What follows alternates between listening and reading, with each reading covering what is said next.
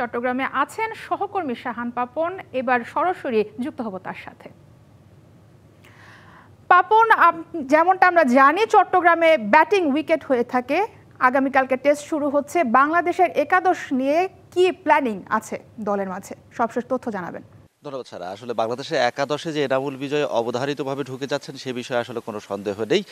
এই প্রসঙ্গে আসলে প্রশ্ন করা হয়েছিল হেড কোচ ফিল সিমন্সকে। তিনি যেমনটা জানিয়েছেন যে ম্যাচের আগে ঠিক যখন টস হয়, টস দেখে তারা আসলে ডিসাইড করবে যে একাদশটা আসলে কেমন হতে পারে। তবে তিনি কিন্তু ওই একটা দোলাচাল রেখে গেছেন যে 2জন স্পিনার 3জন পেসার আগের টেস্টে যেরকম দেখেছিলাম এই টেস্টেও সেরকম হতে পারে। আবার 3জন স্পিনার 2জন পেসারকেও দেখা যেতে পারে, সেরকম কিন্তু তিনি কথা বলেছেন। অর্থাৎ ম্যাচের টসের আগ পর্যন্ত আসলে সেটা নিয়ে তিনি অপেক্ষা করতে চান।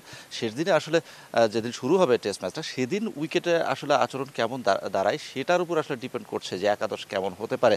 আমরা যেমনটা দেখেছি সিলেট টেস্টে কিন্তু ব্যাটিং ব্যর্থতায় ডুবেছে বাংলাদেশ দল, এবং এই গ্রাউন্ডে সবশেষ যে টেস্টটা খেলা হয়েছিল সাউথ আফ্রিকার বিপক্ষে All time Roma. Taste it, love it.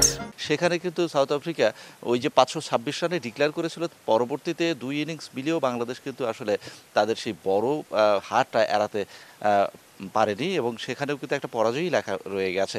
ঠিক সেখান থেকে যদি শুরু করি, মাঝখানে একটা টেস্ট বাংলাদেশ জিতেছে ওয়েস্ট ইন্ডিজের বিপক্ষে, তার পরে কিন্তু তার আগে পরে পুরোটাই আসলে ব্যর্থতায় মোড়ানো। অর্থাৎ সেখানে সবসময় দেখা গেছে ব্যাটিং ব্যর্থতা। সুতরাং ব্যাটিংয়ের দিকে মনোনিবেশ করবে বাংলাদেশের ব্যাটাররা, এবং একাদশ নির্বাচনে ব্যাটারদের প্রাধান্য থাকবে সেটাও কিন্তু আসলে বলাই যায়।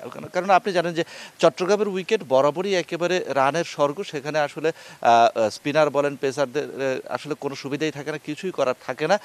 চতুর্থ পঞ্চম দিনে গিয়ে কিছুটা টার্ন করে সেটা আসলে বোলারদের পক্ষে। তার আগে কিন্তু ব্যাটাররা স্বচ্ছন্দে ব্যাট চালান এবং রান তুলে থাকেন।